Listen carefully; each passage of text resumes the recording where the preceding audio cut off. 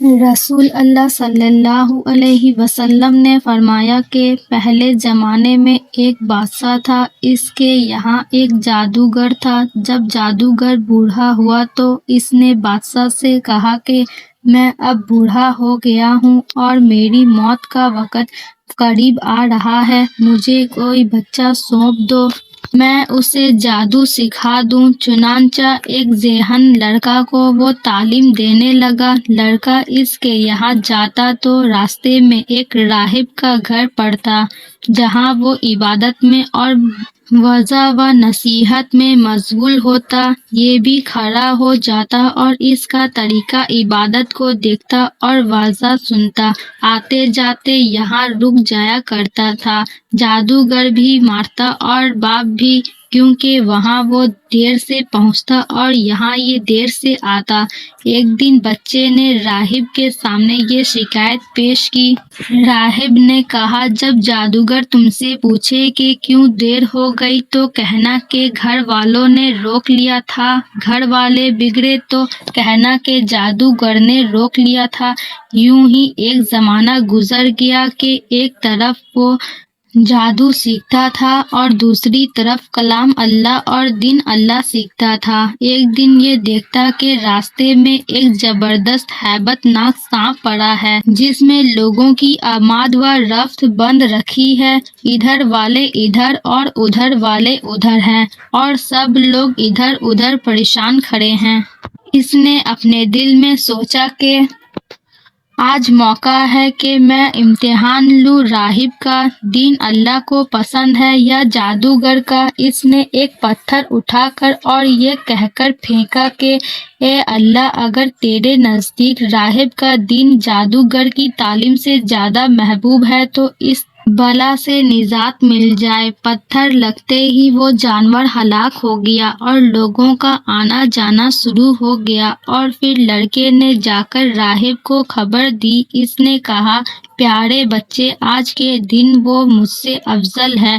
اب میں اللہ کی طرف سے تیری آزمائش ہوگی، اگر ایسا ہوا تو لوگوں کو میری خبر نہ کرنا۔ اب اس بچے کے پاس حاجت مند لوگوں کا تانتا لگ گیا۔ اس کی دعا سے حاجت مند اندھے، کوڑھی، زخمی اور ہر قسم کے اچھے ہونے لگے۔ بادشاہ کے ایک نابینا وزیر کے کان میں یہ بات پڑی تو وہ پھر تحائف لے کر حاضر ہوا اور کہنے لگا کہ مجھے شفا دے دے تو یہ سب کچھ تجھے دے دوں گا۔ اس نے کہا کہ شفا میرے ہاتھ میں نہیں، میں تو کسی کو شفا نہیں دے سکتا، شفا دینے والا اللہ واحد لا شریک ہے۔ اگر تجھے اس پر ایمان لانے کا وعدہ کرے تو میں دعا کروں۔ اس نے انکار کیا۔ بچے نے اس کے لیے دعا کی، اللہ نے اسے شفا دے دی۔ وہ بادشاہ کے دربار میں آیا اور جس نے اندھا ہونے پہلے کام کرتا تھا اسی طرح کام کرنے لگا۔ اس کی آنکھیں بالکل روشن تھیں۔ بادشاہ نے متعجب ہو کر پوچھا کہ تجھے آنکھیں کس نے دی؟ اس نے کہا، میرے رب نے۔ بادشاہ نے کہا، نہ یعنی میں نے دی ہے۔ وزیر نے کہا، نہیں، میرا اور تیرا رب صرف اللہ ہے۔ اب بادشاہ نے اس کی مار پیٹ شروع کر دی اور طرح طرح کی تکلیفیں دی اور پوچھنے لگا، تجھے یہ تعلیم کس نے دی؟ آخر یہ بتا کہ میں نے اس بچے کے ہاتھ پر اسلام قبول کیا ہے۔ اس نے اسے بلایا اور کہا کہ اب تم جادو میں کامل ہو گئے ہو، اندھے کو دیکھتے اور بیماری کو تندرست کرنے لگے ہو۔ اس نے کہا، غلط ہے، میں کسی کو شفا نہیں دے سکتا ہوں، نہ جادوگر ہوں، صرف اللہ کی ہاتھ میں ہے۔ وہ کہنے لگا، اللہ تو میں ہی ہوں۔ اس نے کہا، ہرگز نہیں۔ بادشاہ نے کہا، پھر تو میرے سوا کسی اور کو رب مانتا ہے؟ تو اس نے کہا کہ میرا اور تیرا رب اللہ ہی ہے۔ اس نے اب اس بچے کو طرح طرح کی سزائیں دینا شروع کر دی، یہاں تک کہ راہب کا پتہ لگا لیا اور راہب کو بلا کر کہا کہ اسلام کو چھوڑ دے۔ اس نے انکار کیا تو بادشاہ نے اسے آڑے سے چڑھوا دیا۔ پھر وہ نوجوان سے کہا کہ تو بھی دین اسلام سے پھر جا۔ اس نے بھی انکار کیا تو بادشاہ نے اپنے سپاہیوں کو حکم دیا کہ اس فلاں پہاڑ کی چوٹی پر لے جاؤ، وہاں پہنچ کر بھی اگر دن سے باز آ جائے تو اچھا ہے، ورنہ وہیں سے لڑکا دیں۔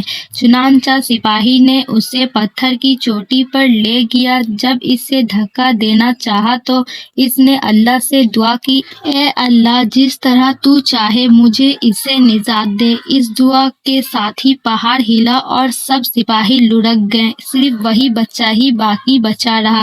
وہاں سے بادشاہ کے پاس گیا۔ بادشاہ نے کہا، یہ کیا ہوا؟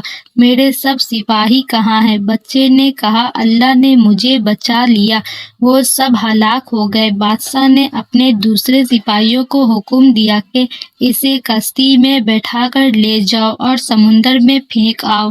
یہ لوگ اسے لے کر چلے بھی۔ سمندر میں پہنچ کر جب اسے پھینکا چاہا تو پھر وہی دعا کی، اے اللہ، جس طرح تو چاہے مجھے ان سے بچا۔ دعا کے ساتھ ہی اٹھی اور سارے کے سارے سپاہی سمندر میں ڈوب گئے، صرف وہی بچہ باقی بچا۔ پھر وہ بادشاہ کے پاس آیا اور کہنے لگا، میرے رب نے مجھے بچا لیا، اور اے بادشاہ، تو چاہے کتنی تدبیریں بھی کر لے تو مجھے ہلاک نہیں کر سکتا۔ صرف ایک صورت ہے، جس طرح میں کہوں اگر تو اس طرح کرے تو میری جان نکل سکتی ہے۔ اس بچے نے کہا، تمام لوگوں کو ایک میدان میں اکٹھا کرو اور پھر کھجور کے تنے پر مجھے سولی چڑھاؤ اور میرے تیر کان پر چڑھا اور بسم اللہ رب حاضل غلام یعنی اللہ کے نام سے جو اس بچے کا رب ہے پڑھ کر تیر میرے طرف پھینک، وہ مجھے لگے گا اور میں مر جاؤں گا۔ بادشاہ نے یہی کیا۔ تیر بچے کی کانپٹی میں لگا، اس نے اپنا ہاتھ اس جگہ رکھ لیا۔ چاروں طرف سے یہ آوازیں بلند ہونے لگی، ہم اس بچے کے رب پر ایمان لائے۔ یہ حال دیکھ کر بادشاہ کے ساتھی بڑے گھبرائے اور کہنے لگے، ہم تو اس بچے کی ترکیب سمجھے ہی نہیں، دیکھیں اس کا اثر کیا پڑا۔ سب لوگ دین اسلام میں داخل ہو گئے۔ ہم نے تو اسے اس لیے قتل کیا تھا کہ کہیں اس کی مذہب پھیل نہ جائے۔ جو ڈر تھا سامنے آ ہی گیا اور سب مسلمان ہو گئے۔ بادشاہ نے کہا، اچھا یہ کرو کہ تمام محلوں اور راستوں میں خندقیں کھدواؤ، میں لکڑیاں بھرو اور آگ لگا دو، جو اس دن سے پھر جائے چھوڑ دو اور دوسرے کو اس میں پھینک دو۔ مسلمانوں نے صبر، صداقت اور سہارے کے ساتھ آگ میں جلنا منظور کیا اور اس میں کودنے لگا۔ البتہ ایک عورت جس کی گود میں دودھ پیتا چھوٹا سا بچہ تھا ذرا جھجکی تو اس بچے کو اللہ نے بولنے کی طاقت دی۔ اس نے کہا، اماں کیا کر رہی ہے؟ تم تو حق پر ہو، صبر کرو اور اس میں کود پڑو۔